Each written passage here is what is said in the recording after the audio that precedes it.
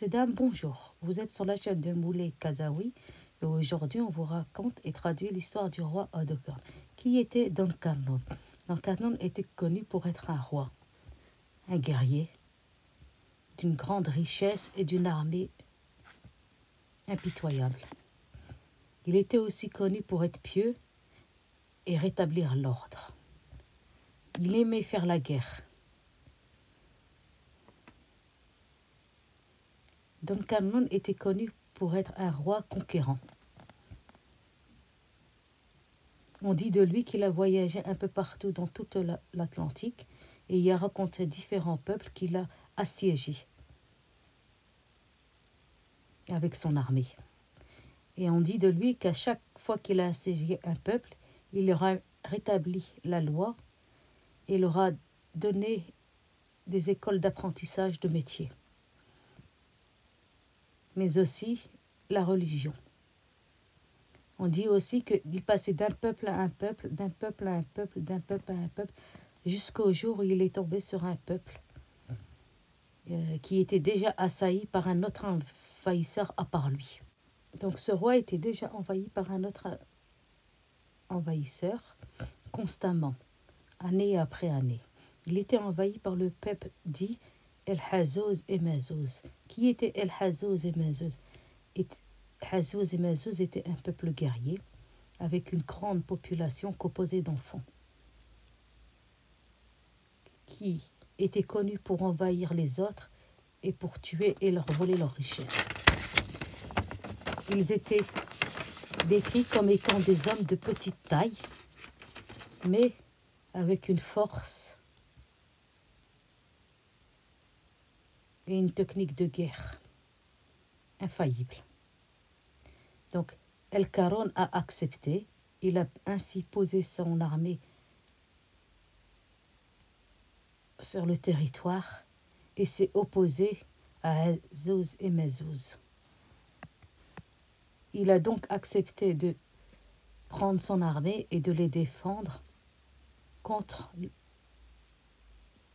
un salaire payé en or. Donc Caron est resté et a réfléchi à comment faire pour pouvoir les protéger. Il a pris une feuille et a dessiné un plan. Sur ce plan, on pouvait voir que c'était un grand barrage composé de pierre et de fer d'une hauteur de 200 mètres et tout au long du territoire, afin d'éviter que le peuple ne soit encore envahi. Il demanda ainsi à son armée et à la population de l'aider à construire ce barrage. Ils ont mis des mois et des mois à le construire. Une fois le barrage établi, il ne pouvait plus être envahi de nulle part. C'est ainsi que la première fortification de l'époque a été construite. Elle a été créée, dessinée et construite par Don El-Caron, le roi dit Odocorn.